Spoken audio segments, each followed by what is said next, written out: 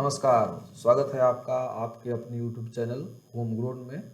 मध्यकालीन भारत के इतिहास सीरीज का ये दूसरा वीडियो है और इस वीडियो में मैं आपके लिए लेकर आया हूँ कुछ महत्वपूर्ण वस्तुनिष्ठ प्रश्न जो विभिन्न प्रतियोगिता परीक्षाओं जैसे BPSC, UPPSC, CDPO, Bihar SI के लिए उपयोगी है। तो आइए शुरू करते हैं इस वीडियो सीरीज का दूसरा वीडियो। प्रथम प्रश्न है, कुतुबुद्दीन ऐबक के संदर्भ में कौन से कथन सत्य है? ऑप्शन ए है, कुतुबुद्दीन ऐबक ने 1206 ईस्वी में गुलाम वंश की स्थापना की थी। ऑप्शन ए सही है। कुतुबुद्दीन ऐबक मोहम्मद गौरी का सेवक था, दास था, और मोहम्मद गौरी अपने द्वारा विजित जो भी प्रदेश था कुतुबुद्दीन ऐबक को सौंप दिया था और अपने प्रदेश लौट गया था। उसी क्षेत्र को अपने शासन का क्षेत्र बनाया और गुलाम वंश की स्थापना की। ऑप्शन बी है, उसने 2.5 दिन का झोपड़ा बनाया था, 2.5 दिन का झोपड़ा नामक मस्जिद बनवाई थी। ऑप्शन बी भी सही है। कुतुबुद्दीन ऐबक ने 2.5 दिन के झोपड़ा नामक मस्जिद का निर्माण करवाया था। ऑप्शन सी है, उसने अपनी राजधानी दिल्ली में स्थापित की थी।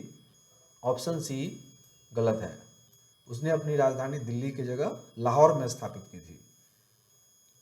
ऑप्शन डी है, चौगान खेलने का शौकीन था। ऑप्शन डी भी सही है, चौगान आधुनिक पोलो जैसा एक खेल था और इसी खेल को खेलने के दौरान कुतुबुद्दीन ऐबक की मृत्यु भी हो गई थी। इस प्रकार प्रथम प्रश्न का ए, बी और सी विकल्प सही है। इस प्रकार इसका सही उत्तर हो जाएगा ई, उपरोक्त में से कोई नहीं या एक से अधिक। दूसरा प्रश्न है, गुलाम वंश की स्थापना किसने की थी? ऑप्शन ए है कुतुबुद्दीन ऐबक, ऑप्शन बी है इल्तुतमिश और ऑप्शन सी है आराम शाह और ऑप्शन डी है रुकनुद्दीन फिरोज। दूसरे प्रश्न का सही उत्तर होगा कुतुबुद्दीन ऐबक, जो पहले प्रश्न में भी हम लोग इसके बारे में डिस्कस कर चुके हैं। बढ़ते हैं तीसरे प्रश्न की तरफ। निम्नलिखित में से किस सल्तनत कालीन शासक को लाल बख्श कहा जाता था? ऑप्शन ए है कुतुबुद्दीन ऐबक, ऑप्शन बी है इल्तुतमिश, ऑप्शन सी है आराम शाह, ऑप्शन डी है रुकनुद्दीन फिरोज। तीसरे प्रश्न का सही उत्तर है कुतुबुद्दीन ऐबक। सल्तनत कालीन शासकों में कुतुबुद्दीन ऐबक को ही लाखों का दान देने वाला शासक कहा जाता है। बढ़ते हैं चौथे प्रश्न की तरफ। निम्नलिखित में से किसने प्राचीन नालंदा विश्वविद्यालय को ध्वस्त किया था? ऑप्शन ए है बख्तियार खिलजी, ऑप्शन बी है अलाउद्दीन खिलजी, ऑप्शन सी है फिरोज खिलजी और ऑप्शन डी है मुबारक खिलजी। चौथे प्रश्न का सही उत्तर है बख्तियार खिलजी। बख्तियार खिलजी ऐबक का ही एक सहायक सेनापति था जिसने 1193 ईस्वी में नालंदा विश्वविद्यालय को ध्वस्त किया था। बढ़ते हैं अगले प्रश्न की तरफ। किस सल्तनत कालीन शासक ने कुव्वत उल इस्लाम मस्जिद का निर्माण करवाया था? ऑप्शन ए है कुतुबुद्दीन ऐबक, ऑप्शन बी है इल्तुतमिश, ऑप्शन सी है आराम शाह, ऑप्शन डी है रुकनुद्दीन फिरोज। पांचवें प्रश्न का भी सही उत्तर होगा कुतुबुद्दीन ऐबक। कुतुबुद्दीन ऐबक ने ही कुव्वत उल इस्लाम मस्जिद का निर्माण करवाया था। छठा प्रश्न है, सत्य कथन की पहचान करनी है। पहला कथन है, इल्तुतमिश ने सबसे पहले शुद्ध अरबी सिक्के जारी किए थे। ऑप्शन ए सही है। कुतुबुद्दीन ऐबक ने इक्ता प्रणाली चलाई थी, ये ऑप्शन गलत है। कुतुबुद्दीन ऐबक ने नहीं, इल्तुतमिश ने सल्तनत काल में पहली बार इक्ता प्रणाली का प्रयोग किया था, ये ऑप्शन भी गलत है। बढ़ते हैं अगले ऑप्शन। तुर्कान ए चिहलगानी नामक संगठन की स्थापना इल्तुतमिश ने की थी, ये ऑप्शन सही है। इल्तुतमिश ने अपने 40 विश्वास पात्र गुलामों का एक संगठन बनाया था जिसका नाम उसने तुर्कान ए चिहलगानी दिया था और इसी संगठन के माध्यम से अपना शासन व्यवस्था चलाता था। इस प्रकार छठे प्रश्न का ए और सी विकल्प सही है, ए बी ए सी, हाँ डी ऑप्शन इसका सही होगा। बढ़ते हैं अगले प्रश्न की तरफ। निम्नलिखित में से कौन सुमेलित है? दो सिक्के हैं, दो अलग अलग तरह के सिक्के हैं, टंका और जीतल, और बताना इसमें यह है कि टंका चांदी से बना था या फिर तांबा से बना था।